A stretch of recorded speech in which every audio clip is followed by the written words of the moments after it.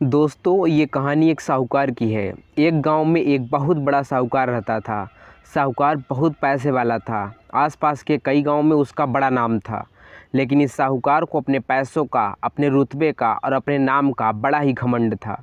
वह अपने नाम को बनाए रखने के लिए बहुत ज़्यादा सोचता था और बिना किसी के भावनाओं की कद्र किए वो सब करता था जो उसे अच्छा लगता था और करना चाहिए। साहूकार को कई सालों बाद एक संतान की प्राप्ति हुई थी। साहूकार ने अपनी इस खुशी को मनाने के लिए अपने घर पर एक बहुत बड़ा कार्यक्रम रखा, जिससे उसके आसपास के गांव के सभी श्रीमंत लोगों को, सिर्फ ऐसे रिश्तेदारों को बुलाया गया जो पैसे वाले थे।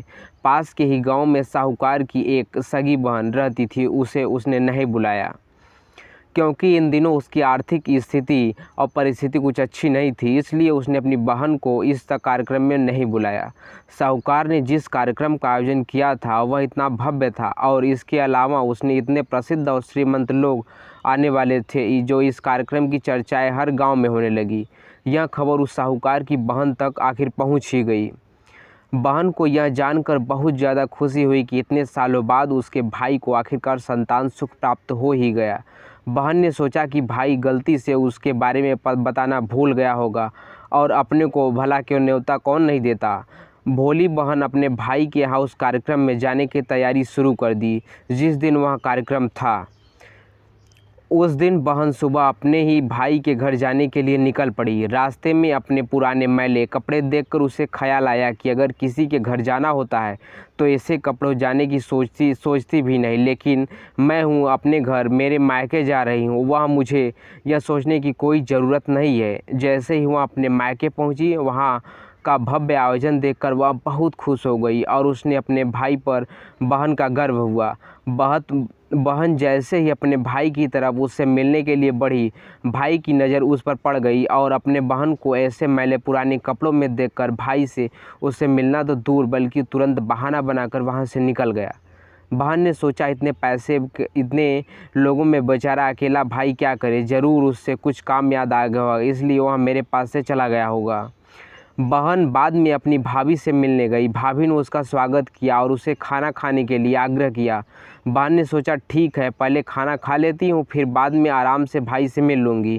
बहन खाना खाने के लिए पंगत में बैठी। साहूकार ने देखा कि सभी धनवान मेहमानों के बीच इतनी गरीब बहन उसकी बैठ गई है।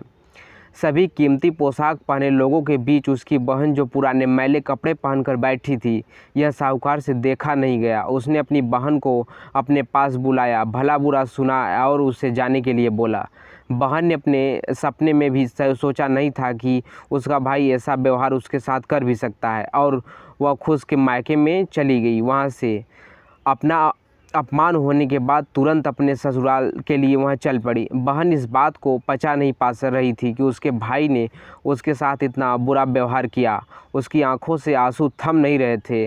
रास्ते में उसने अपनी पुरानी दोस्त मिली। उस दोस्त ने रोने का कारण पूछा। हालांकि बहन उसने कुछ बताना नहीं चाहती थी कि उसका भाई उसके साथ ऐसा व्यवहार किया है, लेकिन दोस्त को बार बार पूछने पर उसने अपने भाई की सारी घटनाएं उसे बता दी। उसको दोस्त समझकर महिला थी और काफ़ी प्रैक्टिकल सोचने लगी और उसने कहा कि अगर तुम मेरी बात मानो तो एक दिन तुम्हारा भाई खुद तुम्हें अपने यहाँ बुलाएगा और तुमसे माफ़ी भी मांगेगा। बहन ने उसे कहा कि मैं तुम्हारी हर बात मानूंगी, मुझे बताओ क्या करना होगा। मुझे कोई गृह उद्योग शुरू कर दो, उसमें इतनी मेहनत करो कि उस काम में तुमसे अच्छा कोई भी ना हो। बहन को अपने दोस्त की बात सही लगी। उसने घर पर पहुंचकर अपने आंसू पोंछकर उसी दिन से एक गृह उद्योग शुरू किया। उसने दिन रात मेहनत की और अपने साथ कई और गांव की महिलाओं को जोड़ा और देखते ही देखते उसका गृह उद्योग तेज़ी से चल पड़ा और वह अब पैसों के मामले में मेरे भाई से भी ज़्यादा धनी हो गई। और भाई को जब यह पता चला कि उसकी बहन इतनी श्रीमंत हो गई है तो उसने सोचा कि एक बार उससे मिलकर आया जाए। जब वह अपने बहन को उसके घर मिलने पहुंचा तो बहन ने उसका किसी राजा महाराजा की तरह स्वागत किया, उसे पसंद आया और वहाँ खाना भी खिलाई। कुछ ही दिनों बाद बहन अपने भाई के यहाँ उस पूजा के लिए पहुंच गई। जैसे ही बहन अपने भाई के घर पहुंची, उसका भाई उसे स्वागत के लिए दरवाजे पर ही खड़ा था। बहन अपने महंगी गाड़ी में आई थी और वह बहुत ही कीमती साड़ू, उससे भी ज़्यादा कीमती गहने भी पहन रखे थे। बहन का ऐसा ठाट बाट देखकर सिर्फ भाई नहीं बल्कि उसका पूरा गांव देखकर दंग रह गया। बहन को इस बार 12 पकवान परोसे गए थे चांदी की थाली में और एक खाना दिया गया था, साथ में एक सोने की चम्मच भी रखी हुई थी। उसे बैठने के लिए बेशकीमती पाट रखा गया था। बात को यह सब देखकर उसे पुराना दिन याद आ गया जब भाई ने उसको खाना बिना खिलाए उसे भला बुरा कहकर उसे लौटा दिया। लेकिन उसने अपने सारे बेशकीमती गहने और जेवर उतार कर उस थाली के सामने रख दिया और खाने में से कुछ निवाले उस पर धीरे धीरे चढ़ाने लगी या उसे खिलाने लगी।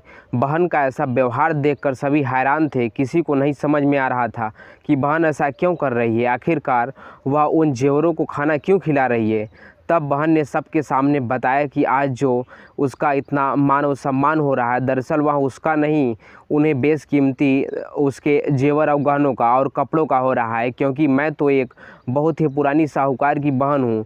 तो अगर कुछ मैं बदला नहीं है, ना मेरी परिस्थिति बदली है, मेरे कपड़े और गहने हैं। भाई ने अपनी गलती का एहसास होने का इस बार से बहुत ज़्यादा वह पछताया और उसने अपने भाई को माफ़ कर दिया और उसे गले से लगा दिया। दोस्तों, पैसे सिर्फ हमारे जीवन को सरल बनाने के लिए हैं, जबकि रिश्ते जीवन में किसी भी वरदान की तरह है। अगर उन्हें सच्चे मन से और निस्वार्थ भाव से निभाए जाएं और पैसे खर्च हो जाए तो बाद में कमा सकते हैं, मगर रिश्ते खर्च हो जाए या टूट जाए तो दुनिया का सारा धन भी वापस नहीं दिला सकता। दोस्तों, ये कहानी कैसी लगी? अगर अच्छी लगी हो तो कमेंट बॉक्स में प्रतिक्रिया जरूर दें तथा हमारे चैनल